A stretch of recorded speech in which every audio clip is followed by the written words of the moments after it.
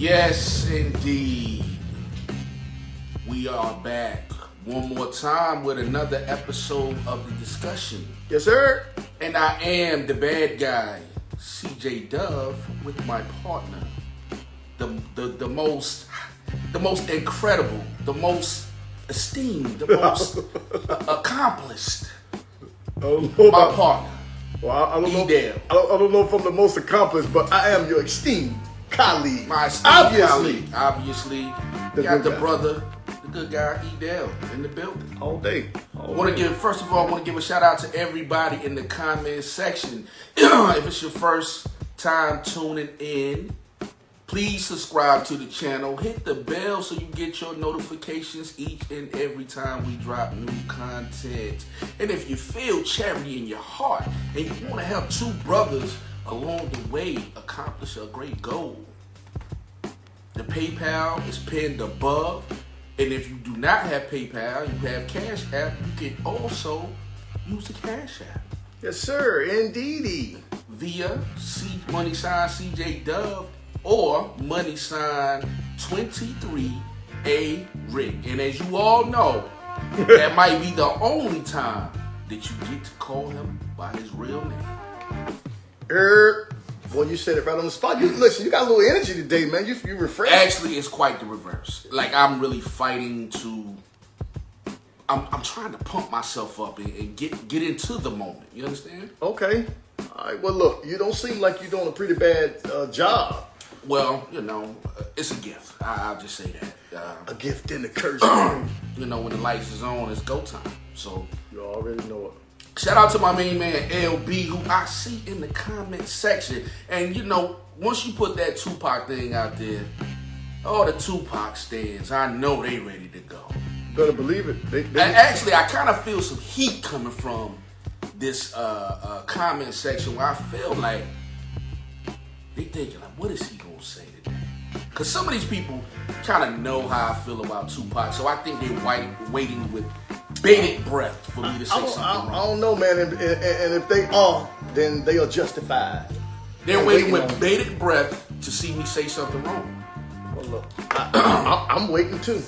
But like I always say, when it comes to certain things, it's a matter of opinion. Everything is subjective. We all have our opinions. There is no right or wrong answer. You know how Right. Tupac makes you feel, and if he makes it hard for you, go for it. If Tupac make your life easier,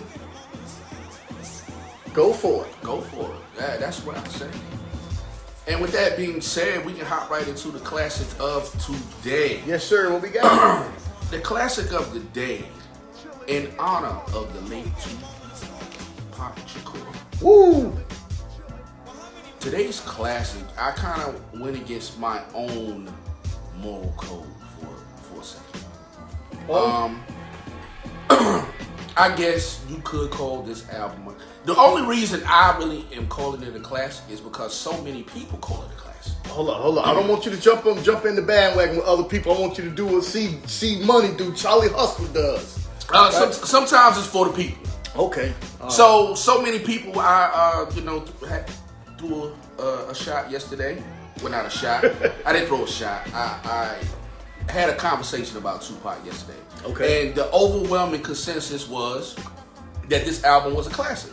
So why I don't really believe that it's a classic. All Eyes on Me. It's on your own. I'm just asking, is that the album? No, that's not the album. What? This is what the people were telling me yesterday. More than one. Even one person even went as far as to say that this was Tupac's best album, and it's not even close. Like, his other albums aren't even close. What they talking about? Machiavelli? So today's classic, as chosen by the people, Me Against the World. That is a classic album, though. That is a classic album. I don't think it's better than Machiavelli or All Eyes on Me. Well, I'm simply the messenger today, and I'm just telling you what was said to me. Okay. Well, a couple of people felt inclined to put me in my place. Well, I don't know. Put my opinion in his place, and they said Me Against the World was a classic. Me Against the World is a classic. Now, however, while I may not think that Me Against the World is a classic, it did spawn what I feel like is my personal favorite Tupac song. Out of all the songs in his catalog, this one, when I first heard it, I was like, damn. Like, you know what I mean? Like, it was fire. It was just that fire. Okay, well, I got to hear what you talking about. If you say it's the best one out of all of Tupac's work, So Many Tears. I love it. That is So Many Tears. It just fit Pac like a glove. right. As a matter of fact, Me Against the World produced what I think two of his best songs in his entire catalog, and that was So Many Tears and Dear Mama. Dear Mama was a dope. I think those two records are the epitome of what people love about Tupac. Right, because look, those two songs right there, those two particular albums, those two particular LPs right there. If you from the neighborhood, if you from the hood or the ghetto, those two songs resonate with you most. You know what I'm saying? About your mom, you know how hard it is, your mom having to work 2 or 3 jobs, or sometimes not even making enough money to put food on the table or buy your clothes. Absolutely. You know what I'm saying? Or shed so many tears, you know, because, you know, a lot of black folks, man, we shed so many tears, man, coming up, growing up. And those two songs, a lot of the times when it came to Tupac, for me, it was, well, you know what? I'm not even, we're going to cover that in a little bit. We'll start making the case for him. But yeah, So Many Tears, Dear Mama.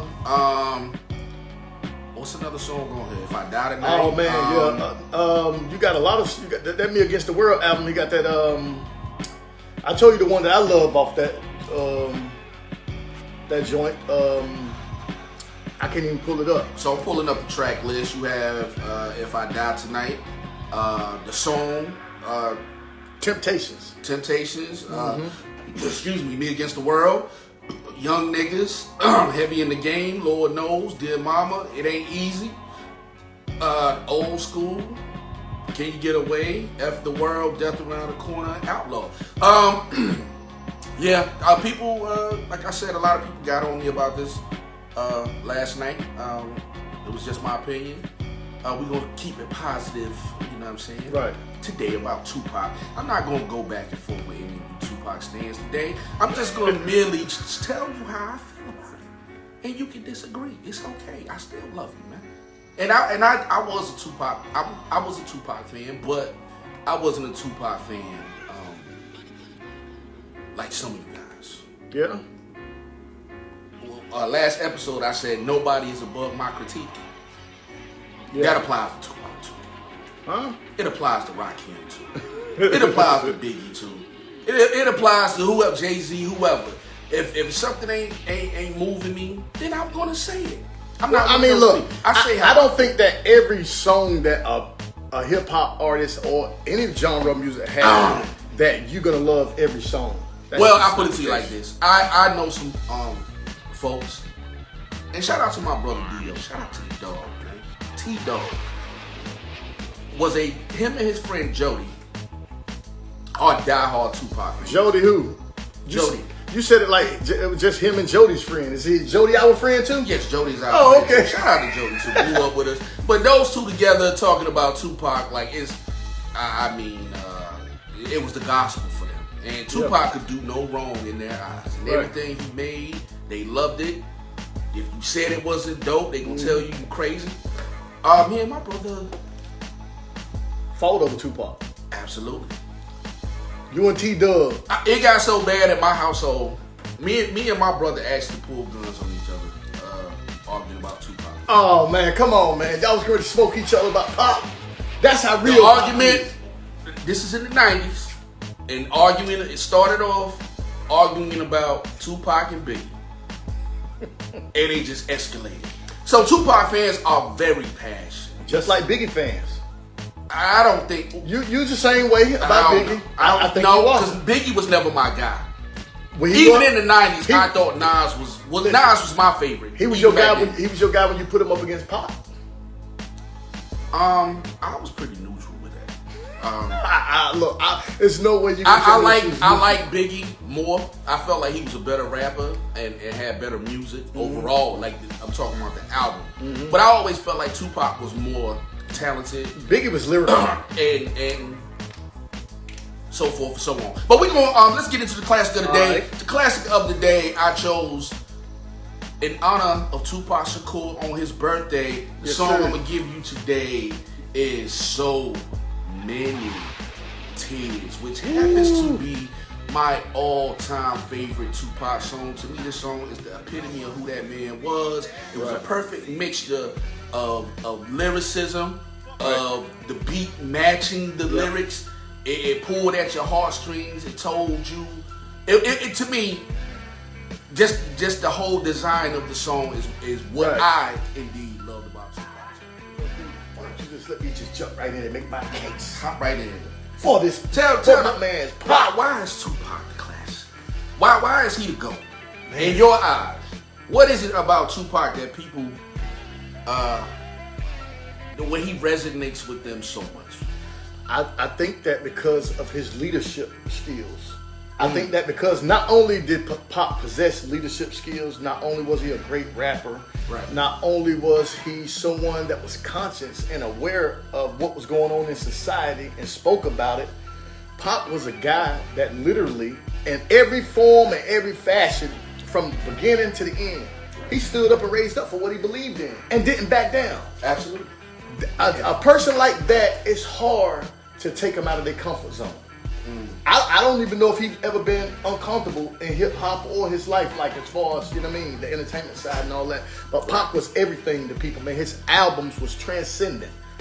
As you see, most people still playing that today. All of those albums. He was a transcendent rapper. He was a great person. But Tupac, the man, he was a leader. He was very vocal about what was going on in the community.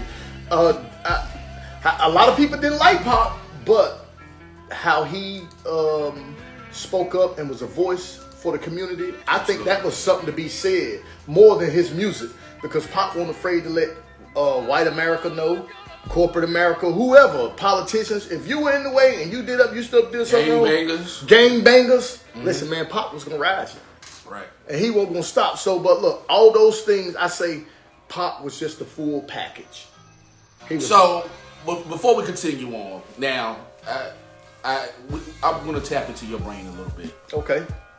For you. For me. What is it that makes your consideration for anybody being the GOAT? Like, what categories, so to speak, are you looking at to make that assessment? Well, I'm going to measure it by, of course, by his album sales. We know album sales through the roof. So album sales? That's just one. Okay. But I can say the album sales. I can say that Pac had albums. His albums, you can ride through the whole albums. Okay. I mean, Pac was marketable. Pac was impressionable. He was everything. But I mean, he was everything. He was the full package. He was the total package. Okay. He was everything wrapped up in one. When you want what you want in a hip hop artist, Pac could do anything, and he was very versatile. So I just when you say versatile, what? I mean, in what type of way? Do you mean like acting and rapping? Or I ain't even gonna throw the acting in there. Let's look at it like this, and I'm gonna give it from a standpoint where a perspective that you brought a few months ago about Tupac. Listen, for Tupac albums to not have the greatest producers in the world, he killed it. He still killed it. Okay. You don't find artists. Look, we talk about this all the time. I'm not comparing him to Nas or Nas comparing him to him, but like Nas' production, some of his style don't meet some of the production, and you be like, come on, Pac, anything you put Pac on, man, I don't care. You can come up with a beat out the basement, over there on the side of the river, Pac gonna kill it. And that's what I loved about it. And that's an important point that you just brought up. Right. Because when I give you my argument, that is one of the things that I would bring up. Right. Tupac, if you go back and look at his albums, he chose to rock with a lot of dudes that weren't really known and didn't really make any, I would say, classic material other than certain things that they did with him. And most of the time he worked with them one time, and you never saw. The only consistent producer that he worked with all the way through was Shock G. Okay. And rest in peace to Shock G as well. But and that could mainly be due to the fact that Shock gave him his start in the hip hop. You know, as everybody knows, he came into the game up under the banner of Digital Underground. Yeah. So he continuously worked with Shock G all through his career. But he was good at finding, I guess local talents or something like that. Right. A lot of these. Matter of fact, the guy who played Tupac, All Eyes on Me, in the movie All Eyes on Me. Okay. His father was actually a producer that worked with Tupac on I want to say Me Against the World album. But other than that, he has no other real credible names under his belt. Yeah. Well, names that people, the average person would know. Right. Yeah. Right. Under his belt. So that's interesting that Tupac rocked like that. I think the man was just a workaholic, and whoever was available at the time, Right. like he didn't have time to wait for your better known producers to send him beats and stuff like that. It was more like who's ever in the studio when I get in there, hey, you made beats? What you got? Let me hear what you got. Like I think with him, at certain times in his career, it was situations like that. A lot of times in his career it was like that, I think. But I think that his message, the message to Pac's music was the one. We know he had some of the gangster lyrics and all that, but his message and his lyrics was to uplift people. Right. A lot of his music was to uplift people, and rarely when he gets angry, that's when he make those other songs when he got a beef or a problem with somebody or something. You know what I'm saying? That's when he make those songs and he coming at you. But other than that, man, Pac's songs uplift you. It brought you out of sad times or hard times. Because like when I was going through things and certain situations in my life, I could listen to a song, shed so many tears. Right. You know what I'm saying? I could grab me a bottle of Hennessy and sit back and just listen to it. You know what I'm saying? And think about it but just think about that. Think about the words to that song. Back in elementary, a crime full of misery. Left me alone, I grew up amongst a dying breed. Inside my mind, I couldn't find a place to rest. Until I got that thug life tatted on my chest. Tell me, can you feel me? I'm not living in the past. You know what I'm saying? Right. The way he was kicking and he was flowing, it was like he was talking to you. It was like, damn. And that's one of the things, like I said, when you start talking about lyricism, a lot of the critique on Tupac has always been, well, he wasn't lyrical. You understand? Right. And I think what people are referring to is his rhyme style, the technical aspect of it. As somebody who used to write and rap, you know what I'm saying? Right. There is a method that comes along with that, like where technique, patterns is what you want to call it. Right. Tupac had a very simple pattern. He kind of modeled himself after your Melly Mel's and people like that, where if you listen to the cadence, and I'm not saying that Tupac and Melly Mel are the same. Right. But what I mean by that, it was a very simple pattern that he used for each line. And a lot of times he put emphasis on the last word of the second line, just like a Melly Mel, right? So sometimes the knock on Tupac was the fact that he wasn't lyrical. Now, me, in my personal opinion, I don't think lyricism has anything to do with patterns. I think lyricism doesn't. It's thought-provoking lyrics. And Tupac was a prolific writer. Even though his cadence was very simple, he didn't really show you any other styles that he really would do. He would basically rhyme the same on every song. And once again, like I said, that's a knock on him. But a lot of his records, the ones that people love the most, were very lyrical records. And look, but even the ones that won't, because you could take Brenda's Got a Baby, right? And it wasn't the most lyrical record, but it was a heartfelt record. Depending on, see, that's the conversation. Depending on how you define lyricism, because I know rappers who have all the technical ability in the world, right? But a lot of times they ain't saying nothing. Lyrical skill is the technique is amazing. Yeah. The cadence is amazing. They doing all kind of stuff. When it comes to the patterns. But they got patterns bars inside of patterns, shadow boxing. But they got bars like a 3-year-old. But the bars really don't. really make sense. Let's just. I agree. You know what? I wasn't gonna do it, but y'all gonna piss the stands off right now. Eminem falls in that category. Now he does have records where he is talking about something, but a lot of his early records he wasn't talking about nothing. And a lot of people will crown him with being the greatest lyricist or one of the greatest lyricists ever. But to me, a lot of it was just gibberish. It wasn't really nothing. It was gibberish. No words that you was really holding on to. They are focused more on the cadence. The technique of it all. His delivery was dope. Tupac, if you just want to say lyricism and who was a more prolific writer, Tupac is a more prolific writer than Eminem. His songs made more sense than Eminem's record. The only difference is Eminem used a more quote-unquote technical cadence. Not calling you the greatest based on how lyrical you are. You got a lot of people who get GOAT consideration just because they might be super lyrical or something like that. For me, the lyrical ability, you have to have the soundtrack to match. You have to have the classic albums under your belt. If you don't have the classic albums under your belt, more than likely, I am not calling you the greatest of all time. Pac got 3 on his belt. Looking at Tupac's catalog, right? Okay, let me pull it up because I don't want to miss. He got 3 on his belt. Catalog from what? Me Against the World? His catalog, overall catalog, period. Okay. So let's just unpack this, right? His first album was Tupacalypse Now in 1991. 1993 was Strictly For My Niggas.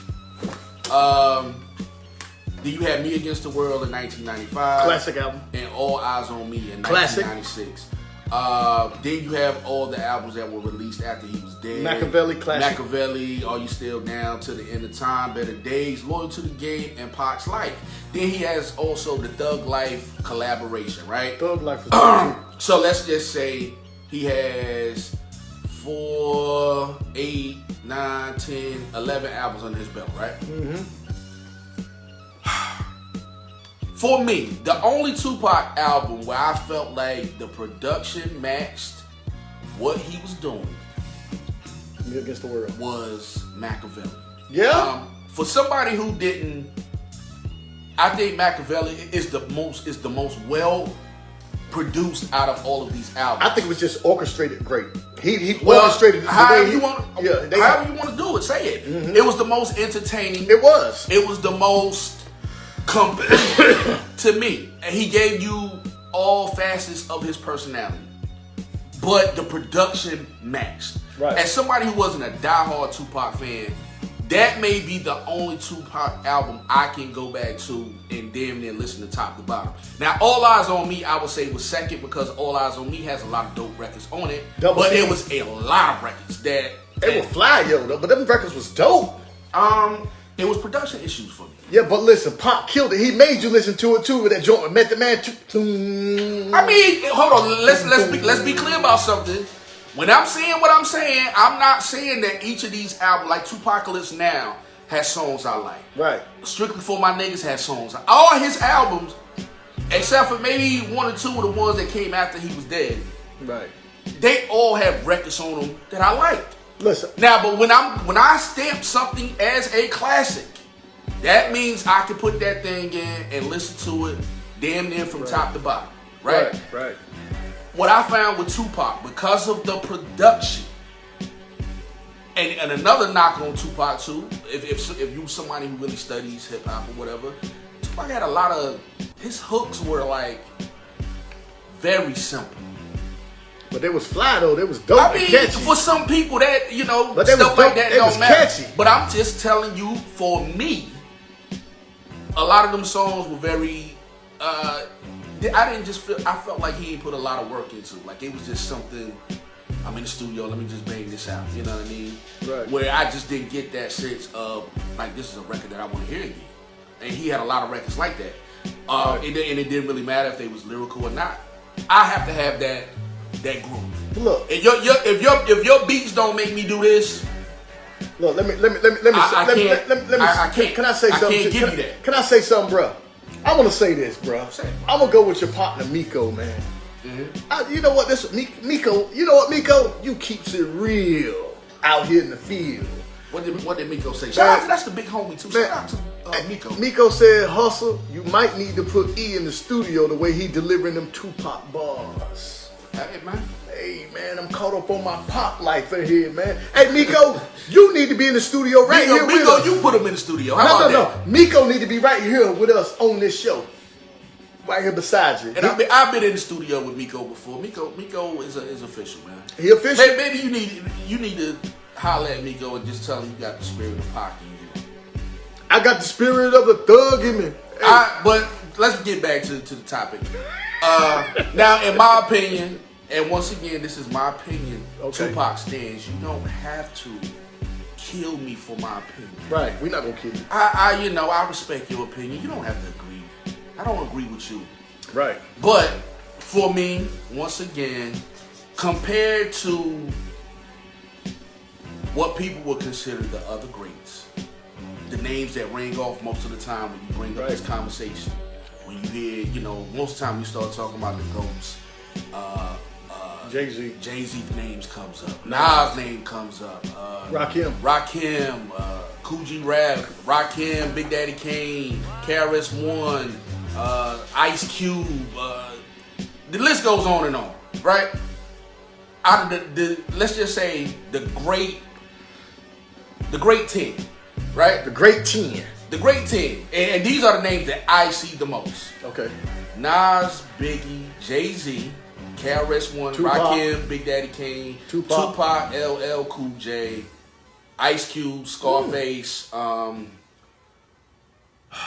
am I missing? I know I'm missing some. That is a very interesting list. But those are names that you really see that ring off the most. And more recently, J. Cole, Kendrick Lamar, right? And for me, when I think about all these artists and I look at their catalogs, to me, Tupac has the worst catalog. Oh man, stop it, man. Man, stop it, man. Stop it. Don't do that, man. Don't do that, bro. To me, it's no comparison. I mean, come on, man. Don't do that. Tell me he got the worst album. I'm just telling you how I feel. I feel like LL. You really feel like that, bro? I feel like LL Cool J's catalog is better than Tupac's. I feel like Nas's catalog is better than Tupac's. Man, you've been drinking today. No, I really only get... Now, if you're talking about songs, right? I think it's a different argument. When you start, if you just say, take these 11 albums and you pick the best ones off them, right? Come on, man. I think you have more of a compelling argument. I don't think any one of those albums match Machiavelli's album. That Machiavelli. What? No. I'll take Illmatic over Machiavelli. Nah, ain't no way. To me, Illmatic is the greatest. I love him. I would take Paid in Full over Machiavelli. I love all them albums. I ain't taking that over no Machiavelli. I would take Doggy Style over Machiavelli. I'm not doing that, bro. I'm not doing that. When have you ever seen, and I'm challenging anybody right now, anybody in the comment section, have you ever seen a post anywhere, in hip hop blogs, any on, have you seen anybody say that Machiavelli is the greatest hip hop album ever? And if I challenge anybody, if you've seen it, why I gotta always be in a post? I'm saying it right here. I don't have to post it. Because we keep it in a beam. And I want to see if something is considered the greatest hip hop album ever, right? Somebody else is going to feel that way, and it's going to get tweeted. It's going to get seen. Well, they said and it's going to get talked about. All Eyes on Me was in books and papers as the greatest album ever, the greatest single album ever in hip hop. I haven't seen it. Man, stop it, man. I seen that. Okay, I'll go to Google. We can Google it. We can Google it. This is the beautiful thing about technology. Yeah, well, Google it, man, because you can say what you want to say. Okay, I'm going to Google. You ain't finna tell me that Tupac has the worst album out of all that list that you named. None of his albums can compete with the best album. That's not what I said. That's not what I said. Oh, what did you say? I said, like, when you start talking about the best of the best, right? Anyway, the names I'm naming off are the names that ring off the most. And you said Pac's album his body compared to the rest of them, I think, and this is just a critique of the best of the best. Mm-hmm. This is the best of the best. This is not saying that nobody is whack, but out of the best of the best, I think his catalog of music is the weakest out of the greats. I can't say that. I ain't doing that, bro. Okay, I ain't doing that, bro. This is the beautiful thing about man. Look, I don't care nothing about what Google say or what nobody else say. Okay. You're not telling me. I want you to pull it up, but it has to be some validity to it. No, what I'm saying is the general consensus because this is no. I'm telling you what happens, and I'm telling you from experience. Okay, this is what happens. A lot of times you don't see this stuff until you start having an argument with somebody who happens to be a diehard fan of the artist or something like that, and it becomes there in the moment because you love and praise Tupac so much. I'm gonna tell you the albums that I see listed all the time as the greatest hip hop albums ever. I see Wu-Tang Into the 36 Chambers. Mm-hmm. I see Nas Illmatic. I see Paid in Full. I see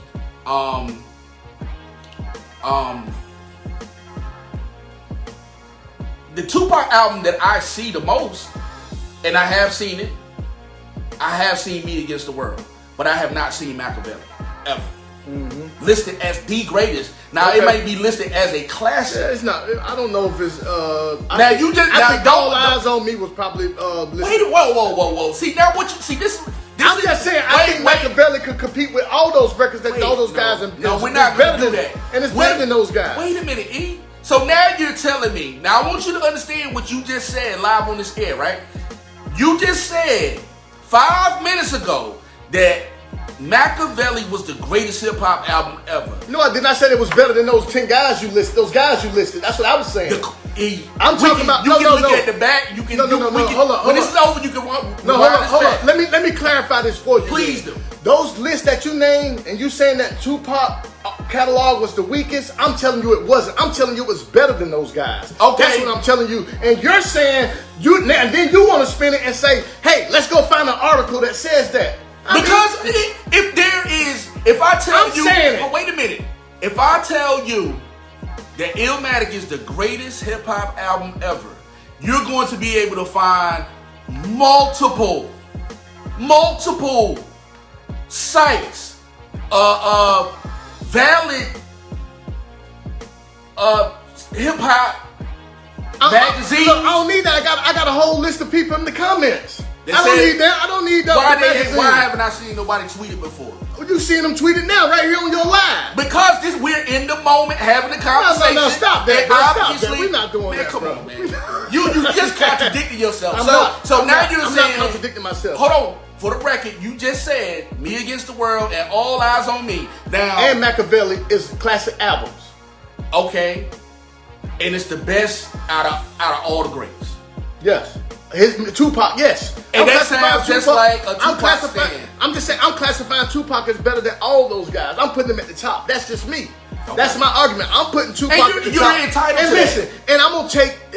Listen, I don't even have to take Machiavelli or All Eyes, Me Against the World to solidify his spot. I'm gonna take you to All Eyes on Me World in a sense where you said the production wasn't that great and he still killed it. We talking about a double CD. He killed that, smashed that. We on air the other day talking about how Game's double album with all those 36 or 40, whatever songs he got was, you know what I mean? Man, I'm telling you that Tupac's double album, that All Eyes on Me, for me, solidified him that top spot for me. Okay. I've never heard nothing Now, this is the beautiful thing about everything being recorded. Because I find myself having these conversations in the moment. There have been several times on this show where we have talked about the greatest hip hop albums ever, the greatest artists ever, and so forth and so on. This is the very first time in the history of C&E, with all the hip hop conversations that we have had, that my brother E. Dale, and I urge you to go run the tape. Find me where E has said that Machiavelli or All Eyes on Me were the greatest hip hop albums ever. He has said The Chronic. He has said The Doggy Style. He has named. He even and you know I love Doggy Style and The Chronic. Named Ghetto Dope. But today, it's a classic. Today, they not better than Pop though. Today, none of them are better than Pop. For the very first time on C&E, he is naming Machiavelli The greatest. No, not Machiavelli. Tupac. All eyes on me. No, That's the greatest everything hip-hop album. Tupac.